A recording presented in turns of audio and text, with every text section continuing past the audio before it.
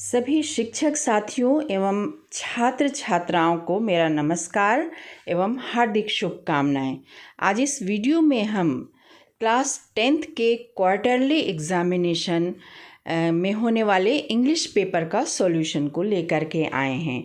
तो सबसे पहला हमारा जो क्वेश्चन है वो है अनसीन पैसेज का है और इसका हम क्वेश्चन देखते हैं कि क्या क्या है इसके अंदर। सबसे पहला जो क्वेश्चन है, solar panel requires very little maintenance because, and the correct answer is there are no active part, moving part. Second question, the solar panel क्या करता है, and the correct answer is do not emit harmful green house gases. तो ये second. Third question है, give the noun form of the word decide, और noun form decide का होता है डिसीजन। नेक्स्ट है, government offers to the people who install solar panel. तो solar panel जो लोग इंस्टॉल कर रहे हैं उनको गवर्नमेंट क्या ऑफ़र कर रही है? वो ऑफ़र कर रही है tax benefit and other incentives, both A and B, none of the above। तो यहाँ हम देख रहे हैं कि जो गवर्नमेंट है सोलर सिस्टम इंस्टॉल कराने वाले लोगों को टैक्स बेनिफिट भी दे रही है और अदर इंसेंटिव्स भी दे रही। तो correct answer is both A and B। Next हमारा क्वेश्चन है, सोलर पैनल क्या करता है? तो सोलर पैनल जो है actually it reduces electricity bill. तो अब हम आते हैं कि हमारा एक पैसेज दिया हुआ है रेड क्रॉस सोसाइटी से, जूनियर रेड क्रॉस से संबंधित। इसके क्वेश्चन आंसर पर आ जाते हैं। Red cross society is an, correct answer is international organization. Second is, who founded the Red Cross Society, and the correct answer is Sir Henry Dont। Next आते हैं हम कि when did Red Cross Society founded। तो correct answer है कि international red cross society जो है it is founded in 1863। When did Indian red cross society form? Indian red cross society कब बनी है? Correct answer is 1920। And the teacher in charge of JRC junior red cross society is known as, the answer is counsellor. Next है हमारा fill in the blank, grammar का portion, section C। तो बहुत ही easy है ये। आप देखिए कि हाईलाइट कर दिया है, इसमें लिखने की जगह नहीं थी, लिख नहीं पाते हैं इसमें, इसलिए। तो पहला है, we to follow the traffic rules. देखिए, शुड भी हो सकता है, मस्ट भी हो सकता है, ऑट भी हो सकता है। कैसे पता करेंगे? आप देखिए यहाँ टू लगा है और टू किसके साथ आता है? ऑट के साथ आता है। तो ought to follow the traffic rules. Next है, they have been studying in this college, have been studying, है ना। तो 3 years इसके साथ क्या लगेगा? फॉर लगेगा। नेक्स्ट है, you work hard you will fail. ठीक है, तो करेक्ट ऑप्शन यहाँ आएगा अनलेस, अनलेस यानी यदि नहीं, यदि तुम वर्क हार्ड नहीं करोगे तो फेल हो जाओगे। नेक्स्ट जो है हमारा, there is not water in the pool, not लगा है तो ऑब्वियसली क्या आएगा यहाँ पर? एनी आएगा। नेक्स्ट है हमारा, work hard you will fail. तो चॉइस दिया है, या तो मेहनत करो या फेल हो जाओ, तो यहाँ पर चॉइस के लिए क्या आएगा? और आएगा। फिर Ganga is a sacred river, है ना। नेक्स्ट आता है, डू एज डायरेक्टेड। ठीक है, तो जो डू एज डायरेक्टेड यहीं पर किया हुआ है, एक एक हम ले रहे हैं। शी कट हर फिंगर, उसने अपना हाथ की उंगली काट ली यानी कट लग गया कहीं। तो चूँकि ये पास्ट टेंस में है इसलिए हमारा हेल्पिंग वर्ब क्या आएगा? डिड आएगा। Did she cut her finger, interrogative बनाना है। ठीक है, he did not go to school, he was ill. तो इसको हमें बिकॉज लगा करके जोड़ना है। तो बिकॉज किसके साथ लगता है, जहाँ हम रीज़न देते हैं। तो he did not go to school, school नहीं गई, स्कूल ना जाने का कारण क्या है, उसके रीज़न क्या है, बिकॉज ही वॉज इल। तो फुल आंसर हमारा होगा he did not go to school because he was ill. Next है Jim will take coffee, change into present perfect tense. तो विल और टेक इसकी जगह हमारा प्रेजेंट परफेक्ट टेंस का जो वर्ब है वो आएगा हैज़, और वर्ब का थर्ड फॉर्म क्या आ जाएगा, टेकन। तो Jim has taken coffee. Next आता है आपका he is too ill to go to office. तो इसको हमें क्या करना है, सो दैट लगा करके जोड़ना है। तो आप देखिए ये TOO इसको हटाइए और इसकी जगह लगा दीजिए सो। तो ये क्या हो गया, ही इज़ सो इल। अब ये जो दूसरा टू है TO इसको हटाइए और इसकी जगह लगा दीजिए दैट। ओके, तो हमारा सेंटेंस हो गया he is so ill that. अब आप देखिए कि चूँकि हमारा सेंटेंस जो है ये प्रेजेंट टेंस में है, तो टू सो दैट जो सेंटेंस लग चलता है उसमें नेगेटिव बनाते हैं उसको। तो हम प्रेजेंट टेंस का सेंटेंस है इसलिए हम इसमें क्या लगाएंगे, कैन नॉट। तो he is too ill to go to office, ये कैसे बनेगा, he is so ill that लगा दिया, सब्जेक्ट के बाद हम कैन नॉट लगाएंगे, that he can not go to office. Next call the boy is sitting on the table. तो इसको हमें हु लगा करके कंबाइन करना। हु किसके लिए आता है, लिविंग बीइंग के लिए आता है। तो यहाँ पर living being call the boy में क्या है, बॉय। तो जस्ट बाद इसके हम द बॉय को रिप्लेस करेंगे और इसकी जगह हम क्या लगाएंगे, हु लगाएंगे। हो जाएगा आपका sentence call the boy who is sitting on the table. Okay, next they are making toys. तो इसको क्या करना है, पैसिव वॉइस में चेंज करना है। तो पैसिव वॉइस में हम इसको कैसे चेंज करेंगे, देखिए यहाँ लिखा है हमारा जो ऑब्जेक्ट है वो क्या है, टॉय है, सब्जेक्ट क्या है, दे है, और वर्ब जो है ये क्या है, मेक। तो ऑब्जेक्ट को हम सब्जेक्ट बना दें टॉयज, तो ये हो गया द टॉयज। द टॉयज के साथ आर लगेगा और मेक का थर्ड फॉर्म लिखने के लिए इसमें से ING हम बी लगा के हटा देंगे, तो ये हो जाएगा बीइंग। मेक का थर्ड फॉर्म आ जाएगा मेड, और बाई लगा करके एजेंट आ जाएगा दे का देम। तो हमारा पूरा सेंटेंस बना the toys are being made by them. ठीक, होप कि आपको समझ में आ रहा होगा। नेक्स्ट है choose the correct alternative from the questions. ठीक, करेक्ट अल्टरनेटिव चूज़ करना आपके लेसन्स के ये सीन पैसेज हैं, बुक से लिए गए हैं। Then he what did Lanko think of the post office employers, bunch of crooks, है ना। then what does ice symbolizes in the poem fire and ice hatred. next according to Nelson Mandela, what is country's greatest wealth, its people। यहाँ के किसी भी देश के लोग ही उस देश की सबसे सशक्त संसाधन होते हैं। Then what was the young seagull afraid of, correct answer is flying. ठीक, नेक्स्ट है आपका जो एक्सट्रैक्ट है ये दूसरे लेसन से है। अब इसके क्वेश्चन आंसर पर हम आ जाते हैं। For which lesson this text has been taken, किस लेसन से लिया गया है। Name of the lesson is Nelson Mandela long walk to freedom. Next question, in the above text I refers to, and the correct answer is Nelson Mandela. The ceremony took place in Pretoria. तो जो inauguration ceremony था वो कहाँ किया गया था, Pretoria में।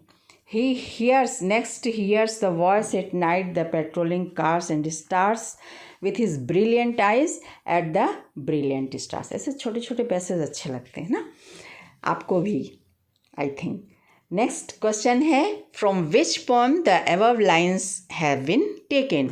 कौन से पोएम से ये लाइन लिया गया है? न correct answer is a tiger in the zoo. What does he stare says, किस चीज़ को देखता रहता? भाई पिंजरे में बंद है जंगल के राजा, तो चुपचाप क्या देखेंगे? स्टार्स को ही देखेंगे।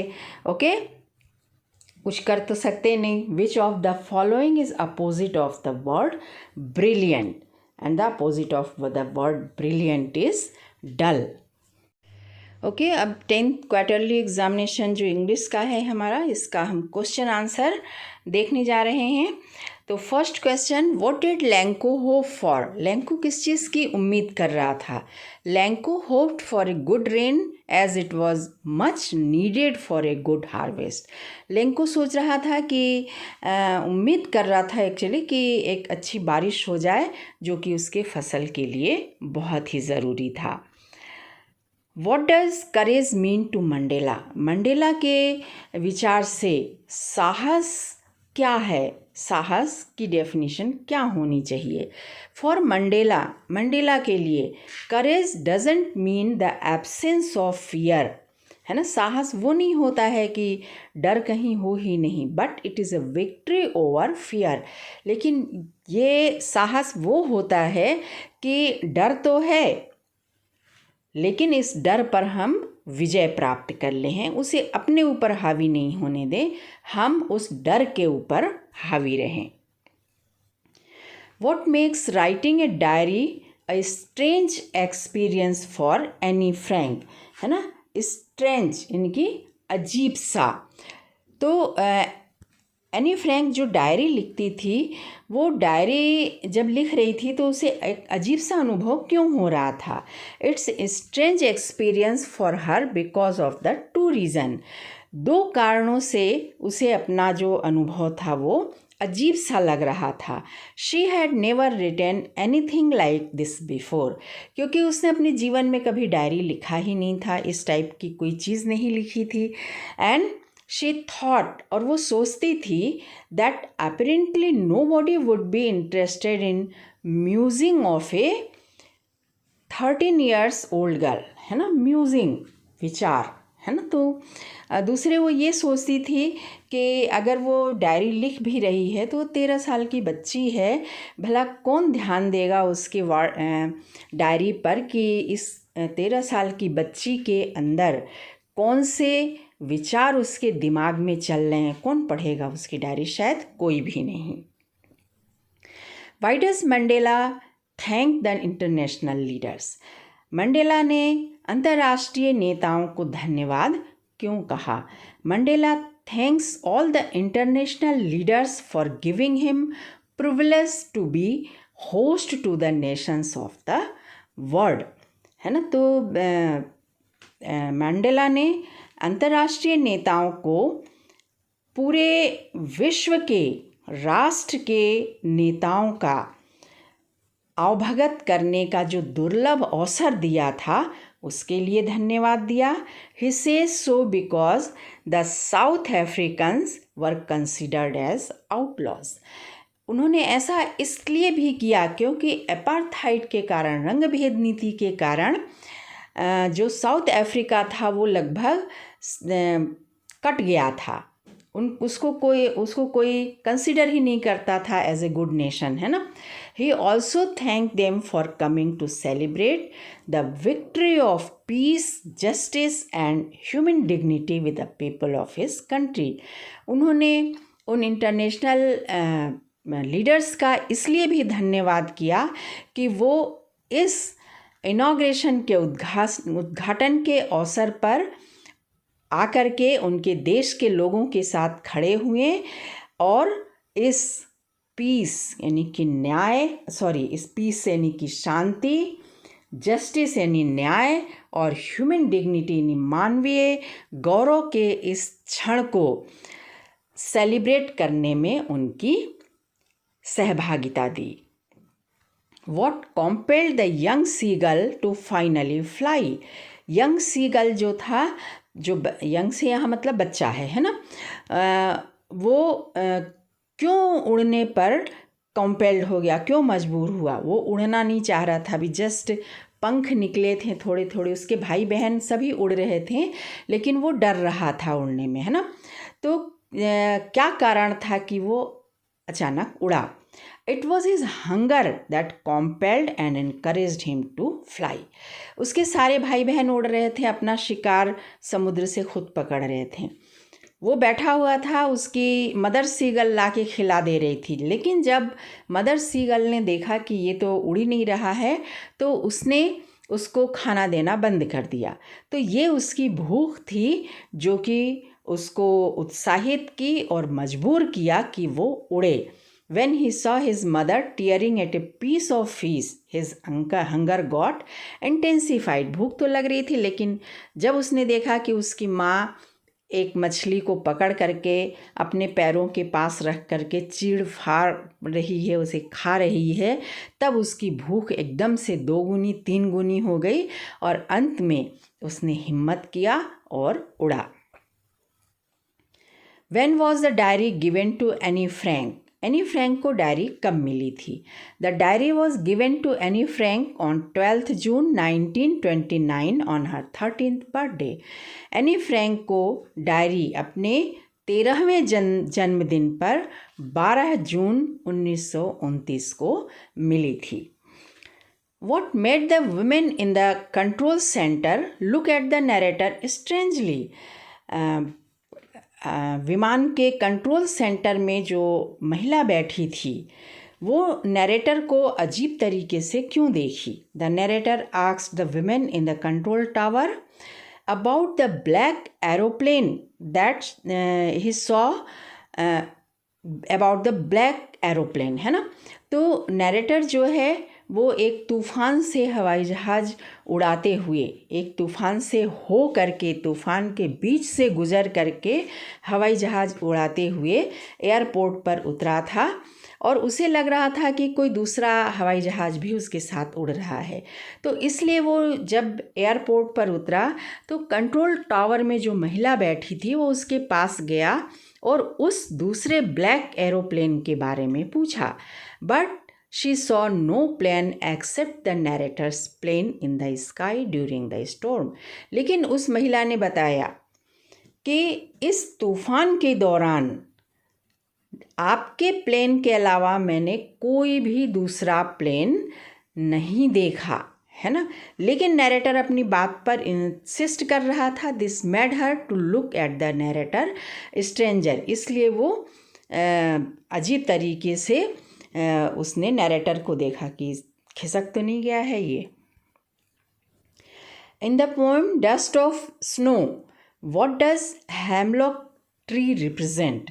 जो हमारी कविता है डस्ट ऑफ स्नो, इसमें हेमलॉक ट्री क्या प्रदर्शित कर रहा है? Hemlock tree represents the bitter and dark side of nature. तो हेमलॉक ट्री जो प्रकृति का जो दूसरा पक्ष है, जो कि बिल्कुल भी अच्छा नहीं है, बिटर है, डार्क साइड है, अंधेरा पक्ष है, उसे प्रदर्शित कर रहा है। तो ह्यूमन नेचर में क्या प्रदर्शित करता है? It represent sadness and sorrow. ये दुख और परेशानी को प्रदर्शित करता है। According to Robin Klein, how silence is golden and freedom is sweet. Robin Klein's के अनुसार कि साइलेंस इज गोल्डन, खामोशी जो है वो सोना है, फ्रीडम इज स्वीट, आज़ादी बहुत ही मीठी है। तो कैसे? एमेंडा जो है वो इस रेफरेंस में ये क्वेश्चन है। Amanda says so because both silence and freedom have been snatched by her mother. Amanda ऐसा कह रही है कि silence is golden and freedom is sweet. ऐसा इसलिए कह रही है कि बोथ उसकी साइलेंस और फ्रीडम की जो राइट है वो उसकी मदर के द्वारा छीन लिए गए हैं। कैसे? Her mother keep shouting at her all the time. उसकी माँ उसे हर समय चिल्लाती रहती है, तो उसको थोड़ा भी दिमाग को शांति नहीं मिलती है। And also doesn't leave her free, और उसे फ्री भी नहीं छोड़ती, कभी ये काम कभी वो काम, कभी ये करो कभी वो करो, तो उसे आज़ादी भी नहीं मिल पाती है।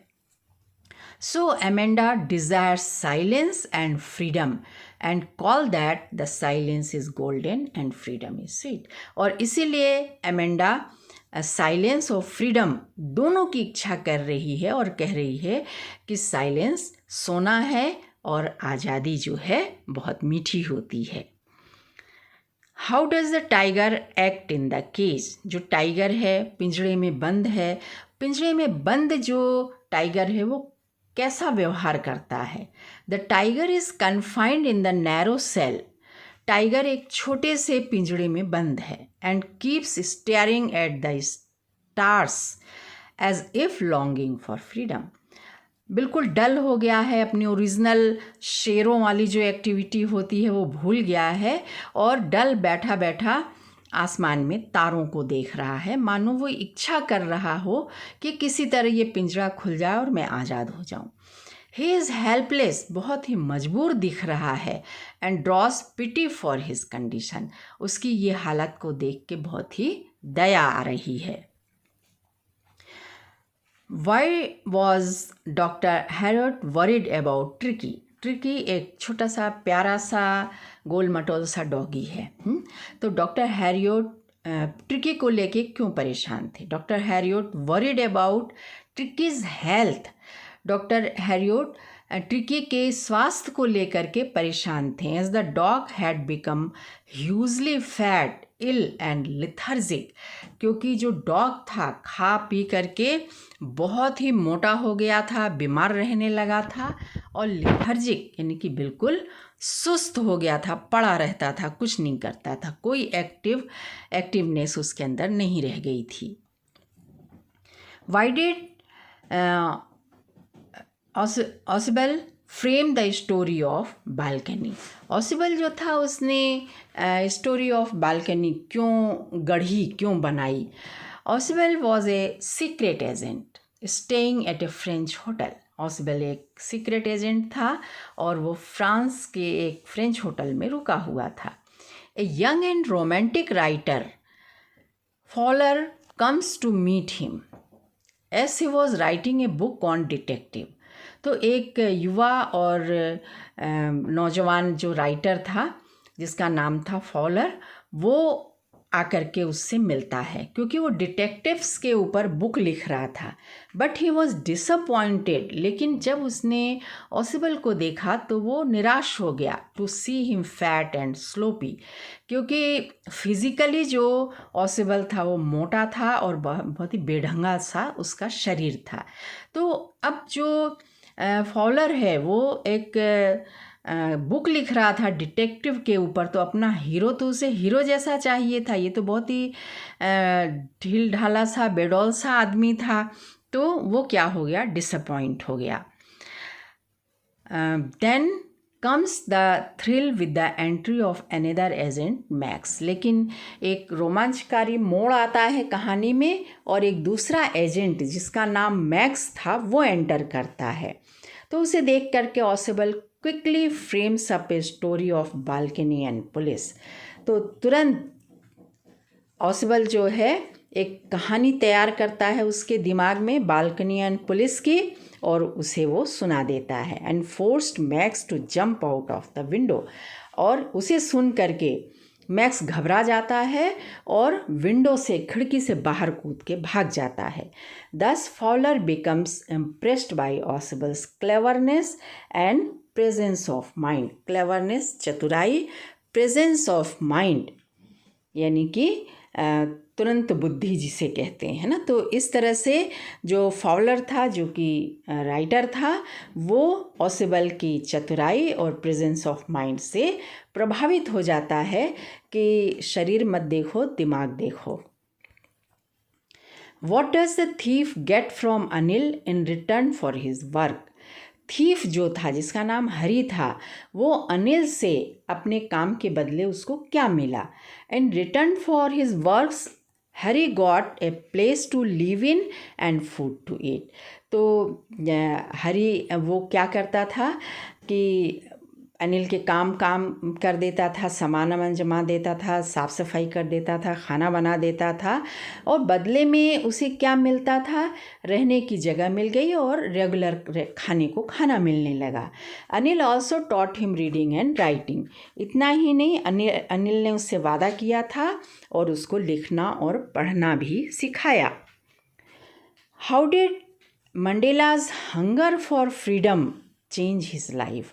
मंडेला की जो आज़ादी की भूख जो थी उसने उसके जीवन को कैसे बदल दिया।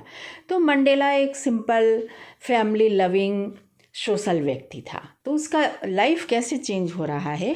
The hunger for his own freedom became the hunger for the freedom of his people. Mandela को लगता था कि उसे आज़ादी मिलना चाहिए, कि वो कैसे रहे, कैसी फैमिली बनाए, कैसे नौकरी करे, कैसा अपना जीवन बिताए, ये फ्रीडम उसको होना चाहिए। फिर उसे लगा कि ये फ्रीडम सिर्फ उसका कंसर्न नहीं, बल्कि उसके देश के, उसके जैसे हर व्यक्ति को ये फ्रीडम मिलना चाहिए। तो उसकी अपनी आज़ादी की भूख, अपने देश के लोगों की आज़ादी की भूख बन गई। This desire of non racial society. तो उसके अंदर एक ये इच्छा जागने लगी कि नॉन रेशियल सोसाइटी, एक ऐसा समाज जो इसमें रंग भेद ना हो, ये इच्छा उसकी अंदर जागी, और इस इच्छा ने transformed him into A virtuous and self sacrificing man. उसे एक नैतिक गुणों से परिपूर्ण और आत्म बलिदान करने वाले आदमी में बदल दिया। He joined African National Congress. उसने अफ्रीकन नेशनल कांग्रेस ज्वाइन कर लिया, and this changed him from a frightened young man into a bold fearless man. और इसके बाद उसके इस कदम ने एक डरे हुए युवा पुरुष को एक निर्भीक और बोल्ड यंग मैन में बदल दिया। Describe the narrator's experience as he flew the aeroplane into the storm. आगे मैंने बताया था कि तूफान से होकर के, तूफान के बीच से गुजर करके नैरेटर ने अपना प्लेन उड़ाया था। तो उस समय नैरेटर को क्या अनुभव हुआ था। एज द पायलट यानी कि नैरेटर एंटर्ड द स्टॉर्म, घर जाना ज़रूरी था, इसलिए पायलट ने जैसे ही तूफ़ान के अंदर अपने एरोप्लेन को प्रवेश कराया, his plane started jumping and twisting. तो उसकी जो प्लेन था वो जंप करने लगा, और ट्विस्टिंग यानी कि ऐसे ऐसे मुड़ मुड़ करके इधर उधर चलने लगा, है ना। तो क्योंकि अंधेरा था बिल्कुल, he could not see anything outside the plane as it was dark. बाहर बिल्कुल अंधेरा था, तो बाहर क्या है, किधर जाना है, उसे बिल्कुल पता नहीं चल रहा था। When he looked at the compass and the other instrument, और जब उसने गाइडेंस के लिए कंपास देखा और दूसरे यंत्रों को देखा, they had stopped working due to storm. तो स्टॉर्म के कारण, तूफान के कारण वो उन्होंने काम करना बंद कर दिया था। It was a terrible and fearsome experience. ये बहुत ही ख़तरनाक है ना, ये बहुत ही ख़तरनाक, बहुत ही डरावना अनुभव था नैरेटर के लिए। Right the central idea of the poem fire and ice. बहुत ही प्यारी कविता है ये, और इस कविता का सेंट्रल आइडिया लिखना। The poems fire and ice expresses the idea that the world would and either in fire or in ice. तो जो कविता है फायर एंड आइस, वो ये बता रहा है कि एक दिन इस दुनिया का अंत हो जाएगा, या तो आग के कारण या बर्फ़ के कारण। तो क्या दुनिया को आग जलाने वाली है या बर्फ़ जमाने वाला नहीं है, ऐसा कुछ नहीं है। बहुत ही सिंबॉलिक है ये पोएम। देखिए, fire stands for desire, greed, lust. तो जो फायर है ये सिंबलाइज कर रहा है किसको? डिज़ायर, इच्छा को, हमारे ग्रीड को, लालच को, हमारे लस्ट, हमारी विलासता को। And ice stands for hatred, coldness and rigidity. और जो आइस है ये हमारी नफ़रत और हमारे सर्द रवैये, हमारे रूढ़िवादी विचारों को रिप्रेजेंट कर रही है। ठीक है, तो the poet says that both fire and ice are growing in such a rapid speed. तो कवि कह रहा है कि आग और बर्फ़ ये दोनों इतनी तेज़ी से बढ़ रहे हैं। आग और बर्फ़ यानी इंसान के अंदर लालच, विलासिता और से और ज़्यादा पाने की इच्छा इतनी ज़्यादा बढ़ रही है, नफ़रत और सर्द रवैया और रूढ़िवादिता इतनी ज़्यादा बढ़ रही है that world would soon perish either in fire or in ice. तो विश्व जो है, दुनिया जो है, बहुत जल्दी ख़त्म हो जाएगी, ये आइदर और रीजन्स, या तो आग के कारण या बर्फ़ के कारण। What qualities of Amanda are portrayed in the poem? Poem में अमेंडा की किन क्वालिटीज़ को बताया गया है? Amanda is a sort of day dreamer. Amanda दिवा स्वप्न देखने वाली एक लड़की है। She lives between illusion and reality. वो भ्रम और वास्तविकता के बीच में झूल रही है। She wanted to escape from the bitter situations she is facing. अपने जीवन के उन कड़वे परिस्थितियों से जिनका वो सामना कर रही है, शी इज़ फेसिंग, जिनका वो सामना कर रही है, उससे वो भागना चाह रही है। She tries various tricks to get rid of यानी कि छुटकारा पाना, है ना, to get rid of the undesirable situation. तो इस अनपेक्षित परिस्थिति से छुटकारा पाने के लिए वो कई तरह के ट्रिक को आजमाती रहती है।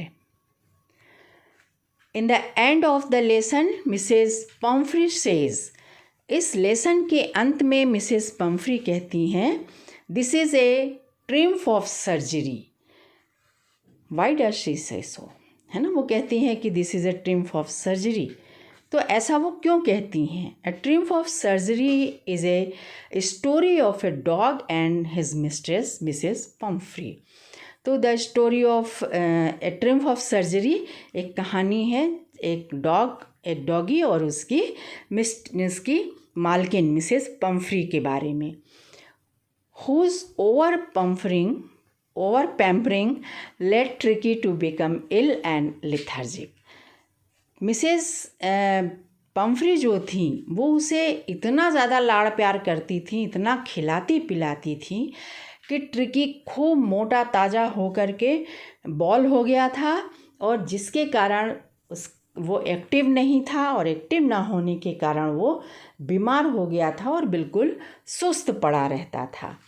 So doctor took tricky away with him saying tricky needs surgery. तो डॉक्टर जो था हैरियट, वो ट्रिकी को देख करके कहा, रही ये तो बीमार पड़ रहा, मर जाएगा, है ना, तो इसको फ़ौरन ट्रिकी नीड्स सर्जरी, इसे सर्जरी की ज़रूरत है कि ताकि इसके अंदर का सब फैट वैट निकाल करके इसको क्या कर दिया जाए, दुबला किया जाए, है ना। तो वो क्या करता है, ट्रिकी को अपने साथ ले जाता है। After 2 weeks tricky had recovered completely. और 2 वीक के बाद, 15-20 दिन के बाद ट्रिकी बिल्कुल ठीक हो जाता है, and had been transformed into a hard muscle animal.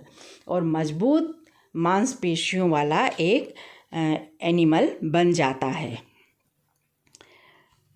Then it was a miracle for Mrs Pumphrey. तो ये सब उसका ठीक होना मिसेस पम्फ्री के लिए एक मिराकल, एक चमत्कार, मिराकल यानी क्या होता है, चमत्कार, है ना, चमत्कार जैसा लगता है ना। तो क्या वास्तव में ट्रिकी का ऑपरेशन किया गया था, सर्जरी किया गया था? नहीं, ऐसा कुछ नहीं।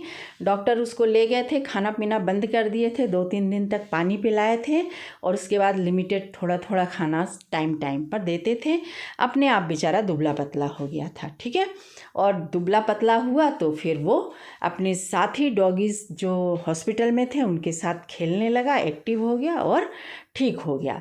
सो gratefully thanks the doctor and says it's a triumph of surgery. Mrs Pumphrey को तो ये सब मालूम नहीं था, तो उनके लिए तो उनका डॉगी ठीक हो गया, यही बहुत बड़ी बात थी। तो उसने बड़े कृतज्ञ होकर के डॉक्टर्स को धन्यवाद कहा और कहा कि it's a triumph of surgery, ये सर्जरी की जीत है। Lying and stealing are next door neighbours.